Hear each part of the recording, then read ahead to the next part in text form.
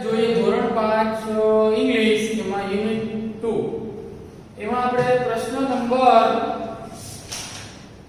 6 શીખવાનું છે. તો એમાં બહુવચનમાં અમુક નિયમો છે, તે નિયમો આપણે શીખી લઈએ. આ જે નિયમો છે તે તમારી પાકી નોટમાં લખી લેજો. પહેલો ટોપિક છે કે જે શબ્દને છેડે S double S S H C H X K O હોય તેનું બહુવચન કરવા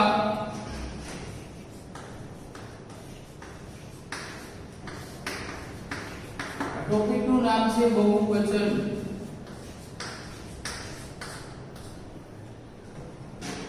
ES લગાડવું. ચાલો જો કોઈ જે સ્પેસ આપણને આપેલો હોય એની પાછળ S હોય, ડબલ S હોય, CH હોય, SH હોય, CH હોય, S કે O હોય તેનું બહુવચન કરવા માટે પાછળ આપણે ES લગાડવાનું થાય. એવો આપણે સ્પેલિંગ જોઈએ SHOP સો સોરી BUS બસ, પછી ક્લાસ પછી ડીશ બોક્સ બેન્ચ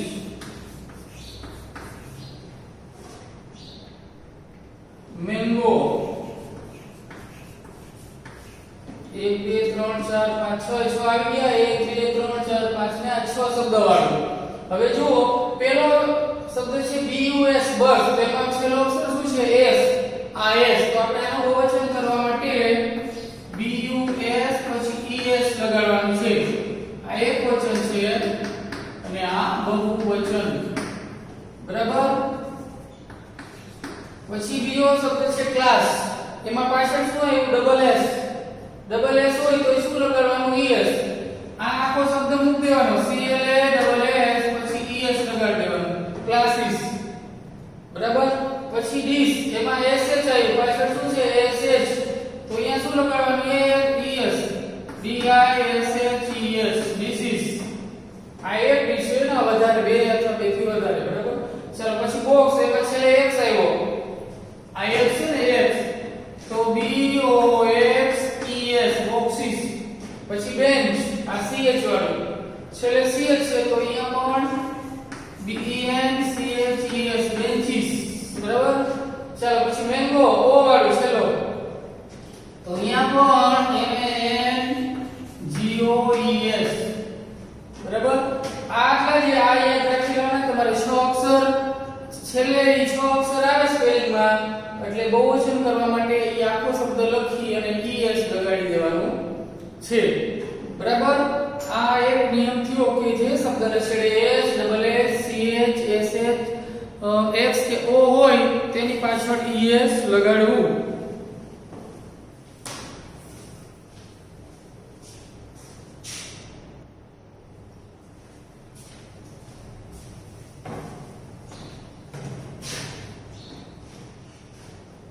ચાલો પછીનો નિયમ છે કે જે શબ્દને છેડે FK FE હોય, EF અથવા તો FE, બરાબર. FE પણ કહેવાય, EF પણ લખાય. FK FE હોય તો તે કાઢીને VES લગાડવું. હવે બહુવચન કરવામાં શબ્દની છેલ્લે F હોય કે EF હોય, FE હોય અથવા EF હોય તે કાઢી નાખવાનું અને એની જગ્યાએ VES મૂકવાનું. તેમાં આપણે ઉદાહરણ જોઈએ.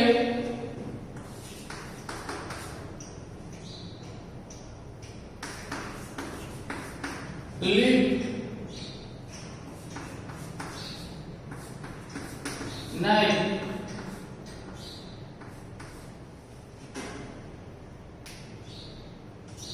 white,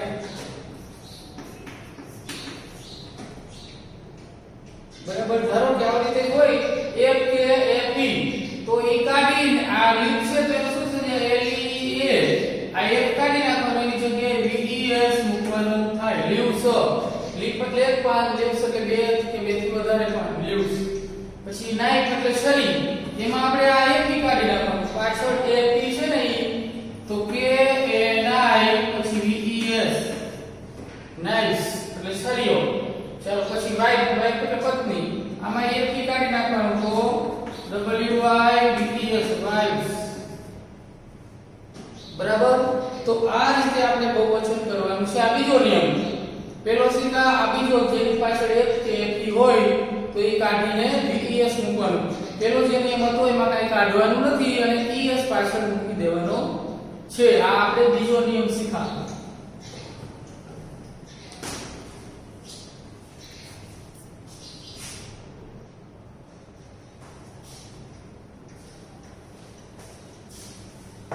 ચાલો પછીનો નિયમ છે વાય વાળો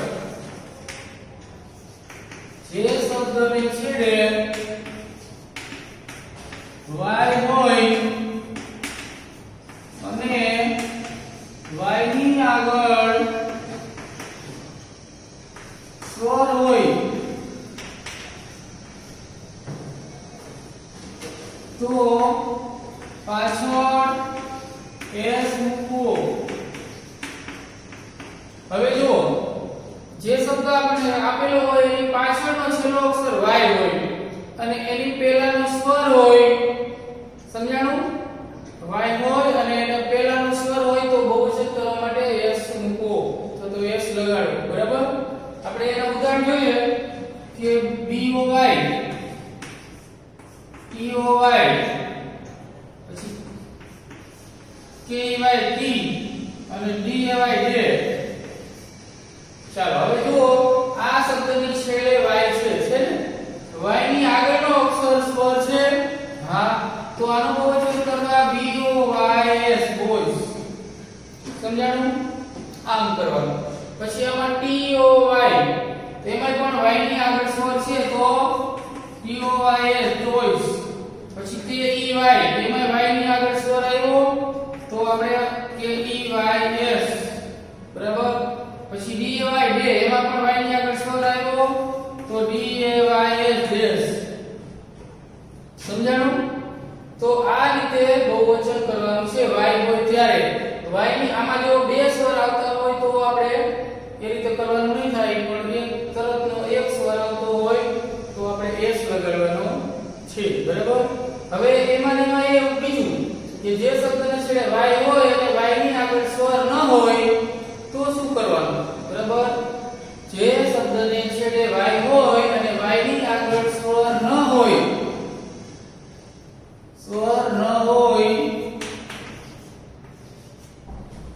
તો શું કરવાનું y કાઢીને IES મૂકવાનું તો y કાઢીને IES મૂકવું સમજાણું આગળ આપણે સીધા y ની આગળ સ્વર હોય તો ફક્ત s મૂકવાનો અને y ની આગળનો અક્ષર સ્વર ન હોય તો y કાઢી નાખવાનો અને IES લગાડવું આ નિયમ તમારે પાકા કરવાના છે ધારો કે FLY fly CRY cry DRY dry બરાબર આ રીતે જો આ y છે y ની આગળ સ્વર નથી y ની આગળનો અક્ષર સ્વર નથી તો y કાઢી નાખવાનો FLIES ફ્લાઇસ બરાબર આમાં પણ CRY એમાં y ની આગળ સ્વર છે નહીં તો y કાઢી નાખવાનો આ જોઈએ અને CRIES ક્રાઇસ આમાં પણ DRY એમાં પણ y ની આગળ સ્વર છે નહીં તો શું કરવાનું DRIES ડ્રાઇસ સમજાઈ ગયું y ની આગળ અક્ષર સ્વર હોય તો ફક્ત s મૂકવાનું અને y ની આગળ અક્ષર સ્વર ન હોય તો y કાઢીને IES મૂકવું બરાબર હવે આ નિયમ સિવાયના જે હોય એમાં ફક્ત s લગાડવાનું આ એકય નિયમ લાગુ પડતા ન હોય આપણે ચાર શીખાઈ 4.5 નિયમમાંથી બરાબર તો શું કરવાનું ફક્ત s મૂકવાનું ધારો કે સોપ SHOP એમાં પાછળ p આવ્યો એમાં એકય નિયમ નથી તો ખાલી s મૂકી દેવાનો સ્ટોપ સ. પછી ધારો કે b ડબલ ઓ કે બુક, તો એમાં પણ છેલ્લે કે છે એમાં એકય નિયમ નથી લાગુ પડતો એટલે બુક્સ કરી નાખવાનું, ફક્ત s લગાડવાનું. સમજાણું? પછી એ છે CHAIR, તો એમાં પણ આ છેલ્લે r છે, કઈ નિયમ લાગુ પડતો નથી તો s લગાડી દેવાનું, ચેર્સ. બરાબર. પછી પેન્સિલ, એમાં છેલ્લે એ લાવ્યો એમાં કઈ નિયમ લાગુ પડતો નથી એટલે s મૂકી દેવાનું, પેન્સિલ સ. બરાબર. સમજાઈ ગયું? એક પણ નિયમ ન લાગુ પડતો હોય ત્યાં ફક્ત s લગાડવાનો છે. હવે આપણે સ્વાધ્યાય પોથીમાં પ્રશ્ન નંબર 6 યુનિટ 2 માં છઠ્ઠો પ્રશ્ન આપણે જોઈએ. બહુવચન કરવાનું છે એમાં.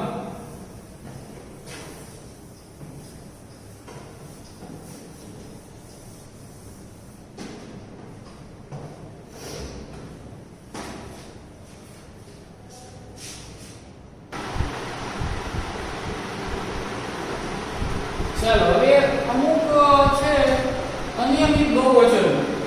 ધારો કે MAN હોય, MAN મેન, તો એક માણસ હોય તો MAN મેન કહેવાય. વધારે માણસો બે કે બે થી વધારે હોય તો MEN સ્પેલિંગ બદલાશે, ઉચ્ચાર એને રહેશે મેન. બરાબર. સ્પેલિંગ બદલાશે, મેન નું મેન નહીં પણ MEN થઈ જાય બહુવચન, MAN નું MEN. પછી એવો છે વુમેન, વુમન, WOMAN, તો અહીંયા એક સ્ત્રી હોય તો WOMAN, પણ વધારે બે થી વધારે સ્ત્રીઓ હોય, બે હોય બે થી વધારે તો WOMEN થઈ જશે. બરાબર. આ અનિયમિત બહુવચન કહેવાય, એના કઈ નિયમ નથી પાકા કરવાનો. પછી ચાઇલ્ડ હોય CHILD, તો ચાઇલ્ડ નું બહુવચન ચિલ્ડ્રન થઈ જાય, સ્પેલિંગ ની પાછળ RN લગાડી દેવાનું, CHILD RN, ચિલ્ડ્રન, ચાઇલ્ડ તો ચિલ્ડ્રન. પછી FOOT, ફૂટ, એક પગ હોય તો FOOT, અને બે પગમાં FEET, ડબલ ઓ ની જગ્યાએ શું થઈ જશે ડબલ E. આ અનિયમિત છે. પછી ટૂથ એટલે દાંત, એક દાંત હોય તો TOOTH, ટૂથ. વધારે દાંત બે અથવા બે વધારે હોય તો TEETH, ડબલ ઓ ની જગ્યાએ શું કરવાનું ડબલ E. પછી માઉસ એટલે ઉંદર, MOUSE, માઉસ, તો એનું બહુવચન થઈ જાય માઇસ, MICE. આ રહ્યા એ અનિયમિત બહુવચન છે. પછી જેમ કે ફિશ હોય FISH, તો એનું ફિશ નું બહુવચન ફિશ જ રહે. એક માછલી હોય તો ફિશ, ને વધારે હોય તો ફિશ. બરાબર. આ અનિયમિત બહુવચન કહેવાય, એ તમારે પાકા કરવાના છે. અનિયમિત એમાં કઈ નિયમ છે નહીં. હવે ચાલો આપણે જોઈએ. આમાં પેલું છે BOTTLE, આમાં એક પણ નિયમ લાગુ પડતો નથી. છેલ્લે y નથી, AP નથી કે S, SS, CH, S કે O પણ નથી એટલે શું લગાડવાનું? ફક્ત S. BOTTLES, એક નિયમ લાગુ પડતો નથી એટલે S મૂકી દેવાનો. પછી કાઈટ, એમાં પણ એક નિયમ લાગુ પડતો નથી. પછી y નથી, F કે AP નથી, S, SS, CH, X કે O એ પણ નથી એટલે અહીંયા પણ KITES ફક્ત S મૂકી દેવાનો થાય. પછી ટેબલ, TABLE, એમાં પણ છેલ્લે ઈ છે, એક પણ નિયમ લાગુ પડતો નથી તો અહીંયા છેલ્લે S મૂકી દેવાનો. TABLES, ટેબલ્સ, એક હોય તો ટેબલ ને બે થી વધારે હોય તો ટેબલ્સ. પછી મંકી, એમાં જો છેલ્લો અક્ષર શું આવ્યો? Y ની આગળ શું છે? સ્વર. સ્વર છે તો શું કરવાનું? ફક્ત S મૂકી દેવાનો એની પાછળ. MONKEYS, S લગાડવાનો. ચાલો BOY, એમાં પણ y છે છેલ્લે, y ની આગળ સ્વર આવ્યો તો આપણે s મૂકી દેવાનું પાછું, BOYS બોય. ચાલો BAG, આમાં છેલ્લે g આવ્યો, આમાં કઈ નિયમ લાગુ પડતો નથી એટલે શું લગાડવાનું? ફક્ત s, BAGS બેગ્સ. પછી CAP કેપ, એમાં પણ કઈ નિયમ લાગુ પડતો નથી, છેલ્લે p એટલે s મૂકી દેવાનું, CAPS કેપ્સ. ચાલો પછી DISS, જો એમાં છેલ્લે શું આવ્યું? અહીંયા SS માં શું નિયમ છે? ES લગાડવાનું. શું લગાડવાનું છે? ES. તો DISS ડિઝીઝ. ચાલો પછી બેન્ચમાં પણ પાછળ શું અહીંયા CH, તો એમાં શું લગાડવાનું? ES. બરાબર. આપણે આ નિયમ શીખ્યા BNCHES. બરાબર. આ તમને સમજાય છે નિયમ? તો વિડિયો બે વાર જોઈ લેવાનો અને લખી અને નિયમ પાકા કરી લેવાનો. પછી ગ્લાસ, તો એમાં પણ છે શું આવ્યું? ડબલ S, તો ES લગાડવાનો આપણે. CLA આખો સ્પેલિંગ મૂકી અને ES લગાડી દેવાનું થાય. ચાલો પછી આમાં ડબલ S ક્લાસમાં તો એ શું થશે CLA ES લગાડી દેવાનું થાય. પછી બસ એમાં S આવ્યો પાછળ બરાબર એટલે શું ES લાગશે BUS ES બસીસ.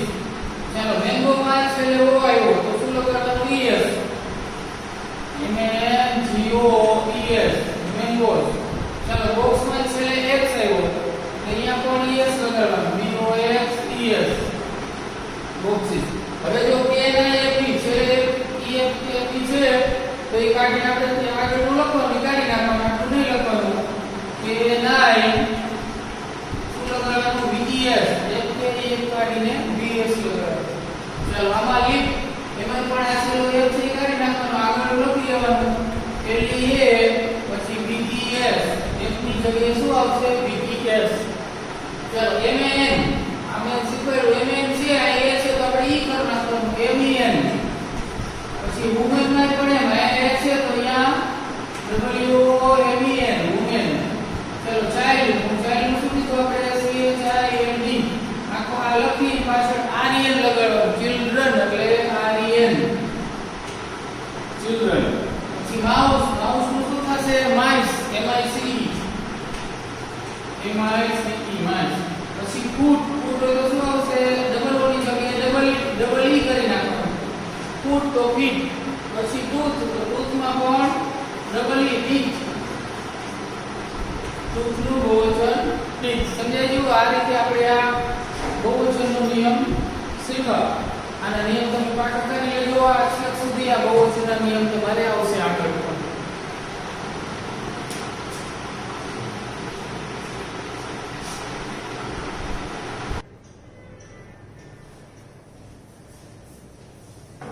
ચાલો હવે એમાં આગળનો ટોપિક છે ધીસ અને ધેટ. પ્રશ્ન નંબર 7 માં તો આપણે જોઈએ કે THIS ધીસ એટલે આ એનું બહુવચન THES ધીસ એટલે આ એક વચન છે એક વસ્તુ હોય તો ધીસ કહીએ અને જાજી વસ્તુ નજીક હોય તો ધીસ કહીએ. પછી ધેટ TH એટલે ધેટ એટલે તે અથવા પેલું એક વસ્તુ હોય દૂર અને દૂર જાજી વસ્તુ હોય ધોઝ THOS તે અથવા તો પેલા બરાબર. હવે ધીસ નું બહુવચન ધીસ અને ધેટ નું બહુવચન ધોઝ. હવે આના આધારે આપણે પ્રશ્ન નંબર 7 સ્વાધ્યાય પોથી પાના નંબર 62 ખોલો. હવે જો એમાં આપણને એક નમૂનો આપ્યો છે કે ધેટ ઇઝ અ ટ્રી તેનું બહુવચન એક ઝાડ છે તો ધેટ ઇઝ અ ટ્રી. તો સામે 3 ઝાડ છે તો કયું આપણે ધેટ નું બહુવચન ધોઝ વાળું લખશું કૌંસમાંથી બીજું જે વાક્ય છે ધોઝ આર ટ્રીઝ બરાબર. અને ઇઝ નું બહુવચન શું થશે આર. આપણે IS એટલે છે તેનું બહુવચન આપણે કરશું આર ARE એટલે છે ઈ પણ છે પણ બહુવચન આનું. આ એક વચન એક હોય તો ઇઝ કહીએ જાજા હોય તો બે અથવા બે થી વધારે હોય તો આર કહીએ આપણે બરાબર. ચાલો હવે એમાં પેલું જુઓ પેલું આપ્યું કે ધેટ ઇઝ અ ડિશ તો કૌંસમાં જો ધેટ નું બહુવચન કયું આવશે ધોઝ.